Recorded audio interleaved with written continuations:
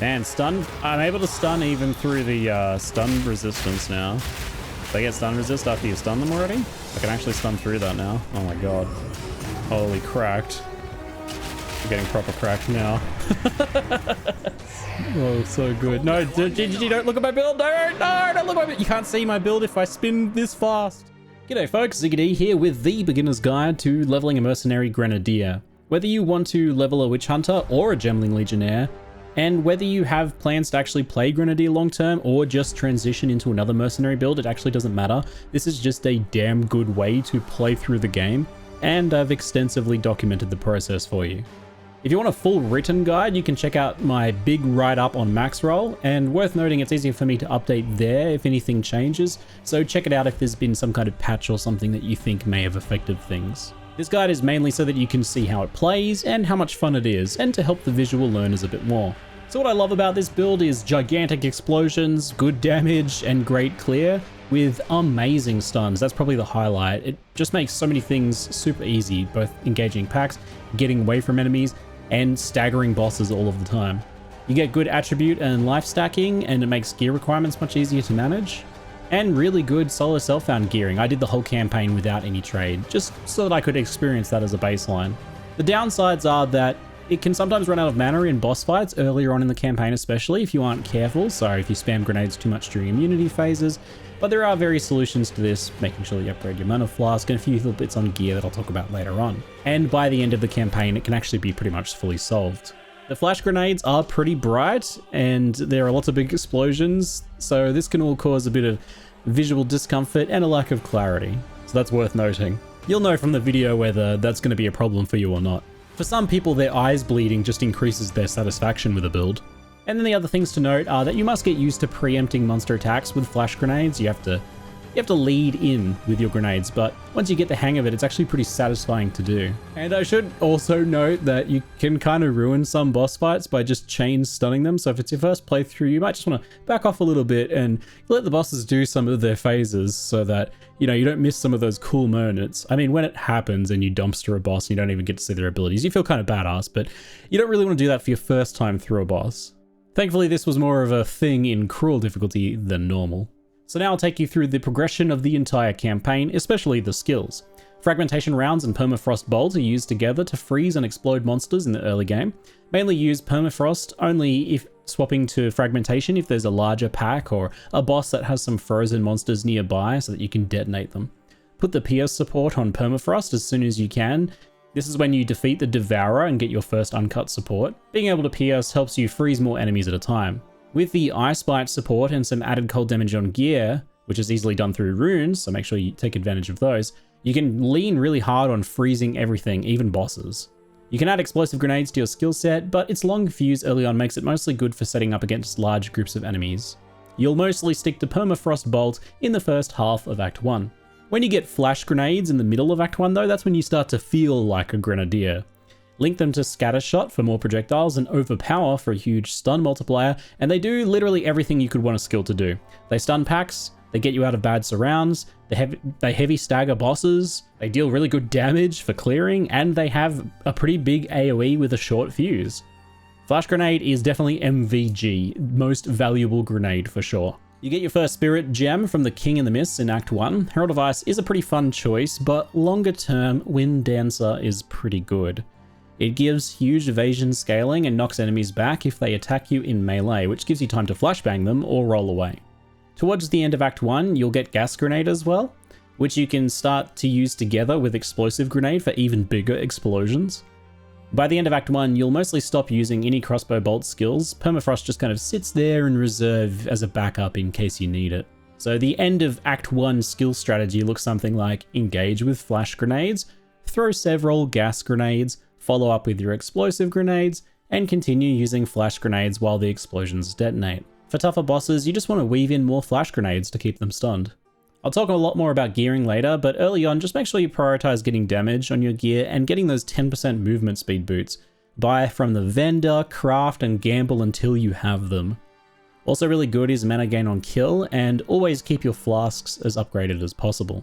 So on to Act 2, the biggest change is the addition of Explosive Shot when you get your first level 7 uncut skill gem.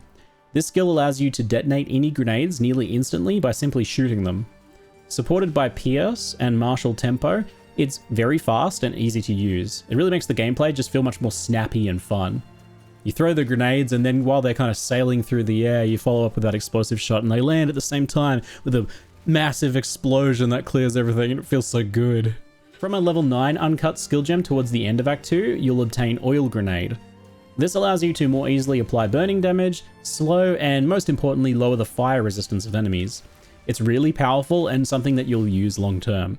Early on, you can link it to persistence and inspiration supports to make it cheaper and last longer. You'll also get access to the Voltaic Grenade, and I recommend messing around with it. Support it with Lightning Infusion and Conduction, and it's shocking and electrocuting enemies, which is really fun. It gives you a good combo of electrocuting enemies, and then when the electrocute wears off, you stun them with your flash grenades, and then they're shocked so they're taking extra damage, and it works quite well. Using both Voltaic and Oil Grenades together to boost damage before poison and then explosives is just a bit much. It's probably more than you can typically fit into any damage opportunity. Both Voltaic and Oil Grenades are effective damage boosting options, so using either is fine, so you can kind of just alternate between them. And this makes Act 2 a really fun experimental act where you get to really try different grenades and pair them together and see what works and see what you like, and that can inform your long-term build decisions as well. It's a pretty fun style of gameplay. You feel like some kind of combat alchemist. So this makes your Act 2 skill strategy look a little something like this. Engage with flash grenades until the target's staggered. Throw several Voltaic grenades. Throw a gas grenade or two. Throw an explosive grenade or two. Throw an oil grenade. Detonate them with explosive shot. Continue using flash grenades while the explosions all detonate. And it's all, like I said, it's a bit excessive. You don't really need to do all of that. Most of the time, you're just going to do like an oil and an explosive grenade and some flash grenades. In Act 3, you gain access to level 2 supports and your first guaranteed Lesser Jeweler Orb. This expands your skill customization options greatly. You'll also get some new spirit skills too. You'll have access to Time of Need, which heals and removes ailments, making for very comfortable and beginner-friendly gameplay. And then Overwhelming Presence, which is a more powerful but more challenging option. This allows you to debuff enemies with stuns and other ailments more easily. So you'll move from 30 base spirit to 60 base spirit at the same time. So this gives you a bunch of options. You can combine 2 spirit skills, so you can take Wind Dancer, Time of Need, and Overwhelming Presence and use any 2 of those. Or you can use one of the spirit skills with Clarity support, which gives you mana regen, and the Vitality support, which gives you life regen. You get to create your own custom aura buff like this. I went Clarity and Vitality on Time of Need at first, and I later swapped into Overwhelming Presence with those supports. Clarity Vitality with Time of Need is super comfy. It's my recommendation to newer players or anyone struggling who wants to play a bit slower and safer.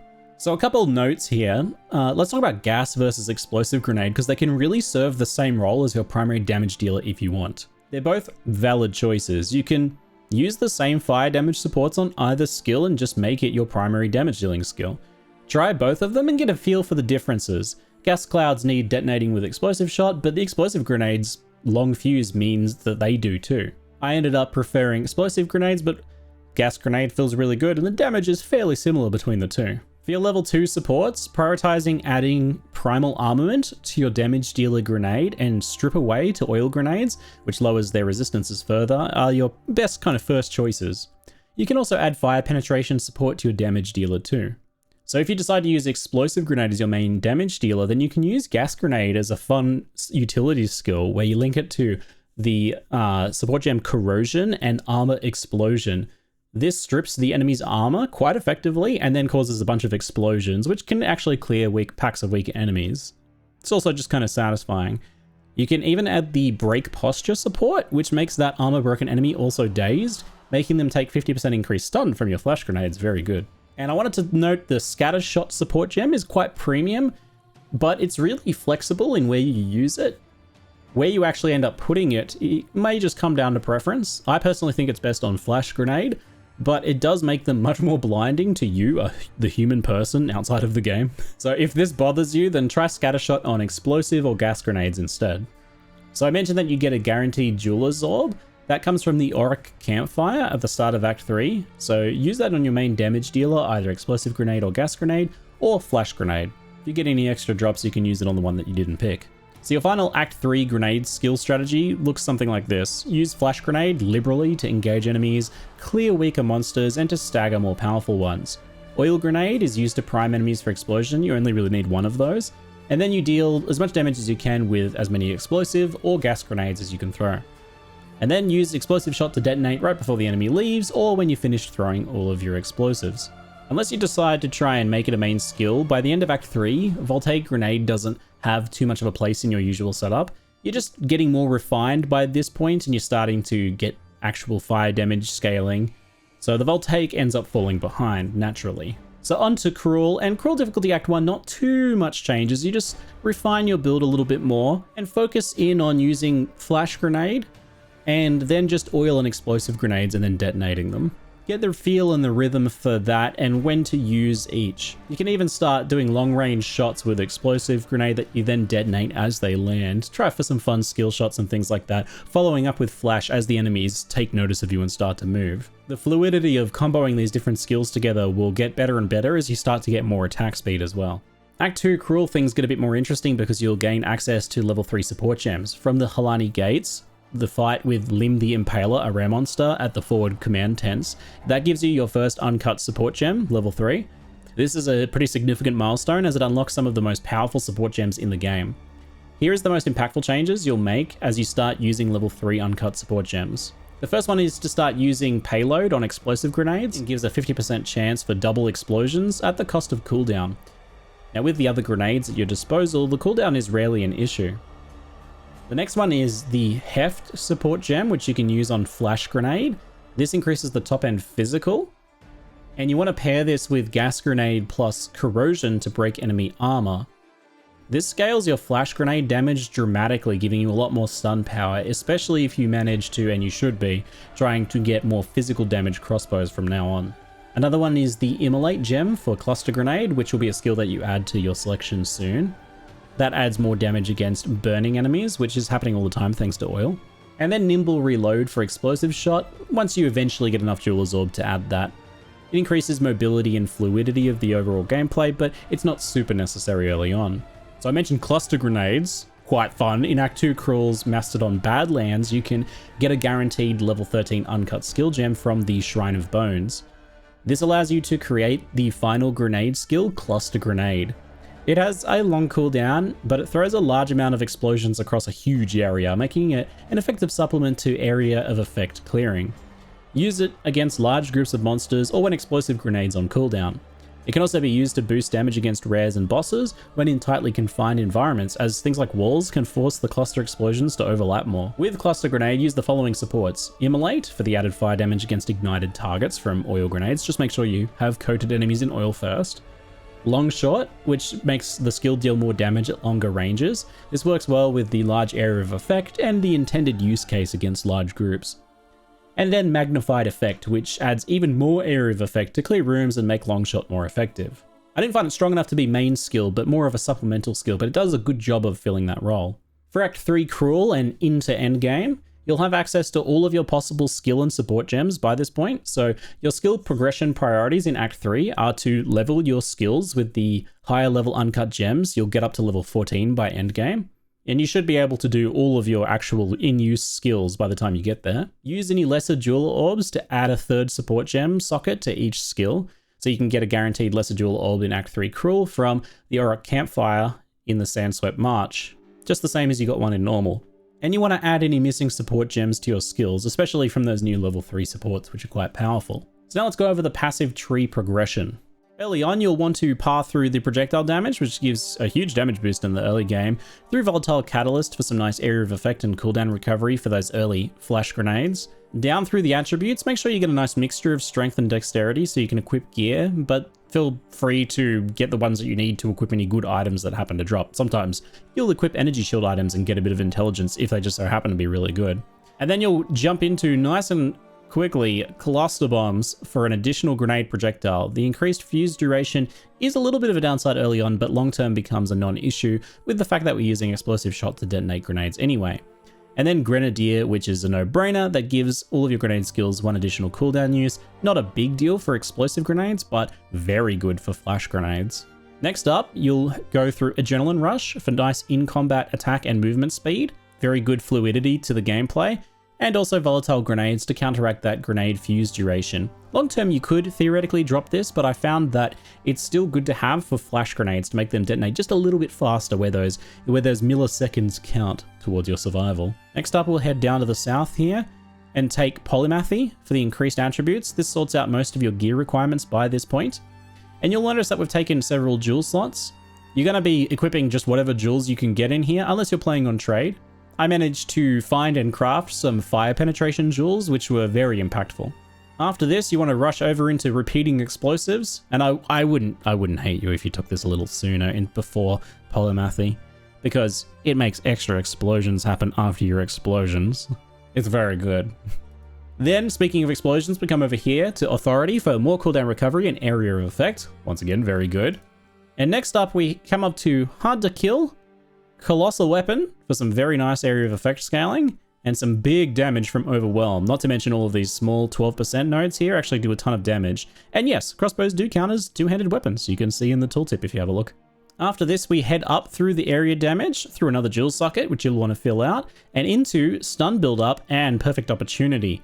So not only does this make your flash grenades much more powerful, but it makes it so that you deal a ton more damage while enemies are heavy stunned, which is when you're doing most of your damage. You'll stagger the boss, you'll get that heavy stun, and then unleash all of those explosions. And you'll notice that crossbow damage, which carries through to your grenades, tend to have a pretty wide range. So a very low end and a very high top end. Especially things like Flash Grenade, with the support that we put on there that increases its top end damage, right? So if you don't know what Lucky does, it rolls the damage twice and picks the higher number, so it averages your damage up, which is more effective if you have a large damage range. We can also fill out Crushing Judgment here, just because it's some nice extra damage, and the armor break duration is kind of nice. And then the very impactful Smoke Inhalation and Incendiary over here, which gives some extra damage against burning enemies and some fire penetration.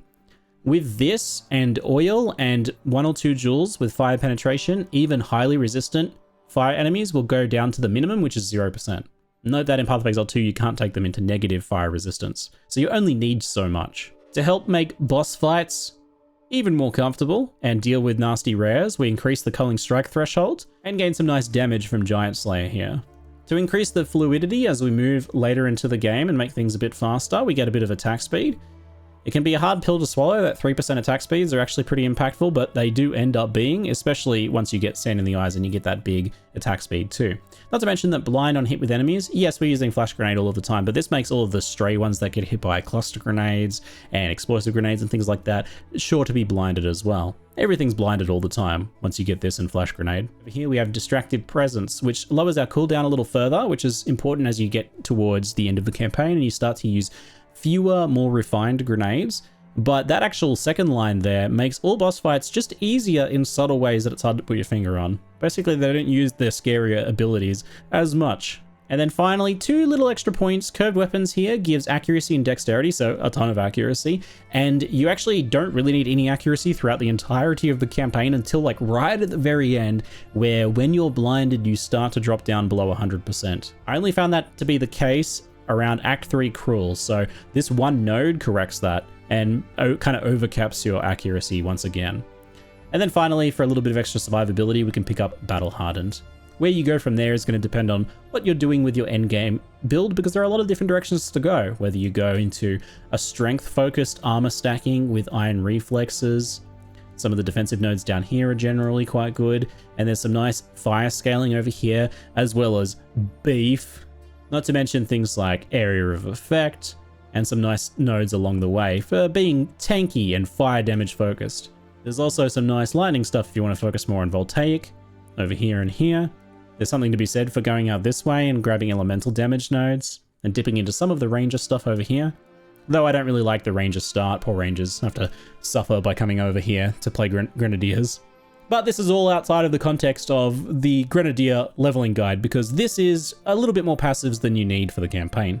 For the Ascendancy, I recommend Witchhunter overall. It's much more fun in the campaign and more beginner friendly. Zealous Inquisition is the first one you take because explosions! It's very satisfying and it does a good job of deleting packs. And then you'll take the Culling Strike for the killing power. It actually makes a big difference when clearing, and even 5% on bosses is often the hardest part of the boss, so getting that kill a little bit earlier, especially if you just start to run out of mana, is very good. You only really get 4 points in the campaign, but the next 2 would likely go into Decimating Strike for even more killing power. Though you could make arguments for doing things like respeccing into Witchbane and No Mercy, especially if you plan on long-term focusing on boss killing or something like that, but that's not going to be for quite a while. If you want to play the Gemling Legionnaire, it's not super strong early on in the campaign, but it has plenty to offer long term. And since you can't respec right now, you'll need to choose it in the campaign if you plan on following an endgame build guide, like for example, Havoc's Gas Grenade Gemling. The only sane choices for leveling are quality and plus levels, and then adaptive capabilities so that you can strength stack. Later on, you'll probably respec these points around a lot more though. So here's a snapshot of what my gear looked like at the end of Act 3 normal, and this was all done solo self-found and crafted and gotten from the vendors and things like that. The above average pieces that I have here are the helmet, which was purchased from an Act 3 vendor and corrupted, which gave me that extra socket, so a bit more juice from that. And then the body armor, which was found as a drop without the life, and then I exalted it to get that life. But you know, this is balanced out by things like the belt, which is quite garbage, but that happens sometimes. I could have gambled or crafted more to try and fix it, but it did the job in the end. If you go trade and not just full solo self-found like I did, then you're going to be so overpowered because I was crushing in SSF like this for most of the campaign. If you get yourself a bit better gear than this, camp out your resist, get some nice mana stuff, and most importantly, you know, just some good damage, then you're going to be feeling very powerful. For the gear though, in particular, I want you to note the life gain on hit on gloves and mana gain on kill on the ring. Big comfort boosts. And you really want to pay attention to your flasks. I can never really drive that home enough. Charges per second is a big help in boss fights where you might run out otherwise, especially on the mana flask. And generally I found increased amount recovered to be the most potent on both flasks. And for all that is good and holy, make sure that you push for 20% move speed boots in Act 3. Craft, gamble, vendor shop until you get them. It should be your sole focus if you don't have them. It makes such a huge difference. So this second snapshot here is from the end of the campaign, right after killing the final boss. It's much more refined overall, even though I still have some of the same pieces like the helmet. I did have a bit low fire resistance at this point, but it didn't really matter too much. Everything was getting stunned, I was doing tons of damage, and do you see that mana leech? That one's really important. It made Flash Grenade recover mana, so that mana was pretty much solved unless I messed up and spammed grenades during the immunity phase of a boss. If I started to get a little low, I could just kind of take it easy and stall by flash grenading and building up a stagger on a boss, and then by the time they were staggered, I could go back to unloading damage with my recovered mana. In Cruel Act 3, you can start to obtain advanced bombard crossbows. Search the NPC vendors for any of them and buy any of them that you could craft that aren't already garbage, including checking the hidden vendor in Act 3's Infested Barrens that sells weapons. Use your Orbs of Transmutation, your Orbs of Augmentation, which you should have plenty by this point, and look for physical damage modifiers on the prefixes and attack speed or mana leech modifiers on the suffixes. Use Regal Orbs on any good outcomes, and an Exalted Orb if the crossbow is showing some potential. Getting a good advanced bombard crossbow is a pretty high priority due to that extra grenade implicit. On any of your skills that are firing 2 grenades at this point, that extra grenade is effectively 50% more damage, right? If you manage to get a good enough advanced bombard crossbow, it could end up carrying you until you can obtain an expert bombard crossbow in endgame, which would be your final weapon. And finally, before I forget, for the campaign stat buffs, I recommend 15% increased mana recovery from flasks in the Valley of Titans. This one is changeable, so later on you'll swap to the Charms one at endgame. And 25% increased mana regeneration rate from the Venom Vial in Act 3. I underestimated mana regeneration and how good it is on a lot of different builds early on. I didn't actually pick this, but if I could go back I would. And then in Cruel you get to do those same quests again, but they have different rewards. So take the increased life recovery from flasks from the Titans, and then the 10% chaos resistance from the Venom Vial in Cruel, though the attributes are pretty good too, but chaos resistance is just such a premium. And finally, don't forget to get those 10% resistance buffs from each act. There's one in each act for a total of 60% extra resistances. You don't really want to be missing those. And that should get you going, hopefully. I hope you have as much of a blast with this build as I did. Check out the Max Roll guide if you want more detail on anything, as it's pretty thorough. Or feel free to leave a question in the comments below. That's it for now. I'm Ziggy D, and thanks for watching. Enough talk. Show me what you got. Let's do it, Doriani. Make a wish! Comes with a heavy price.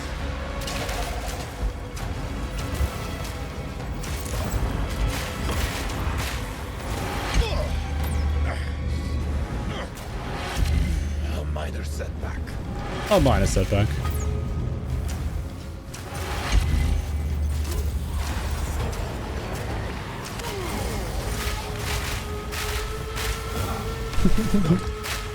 On the ground. I will succeed.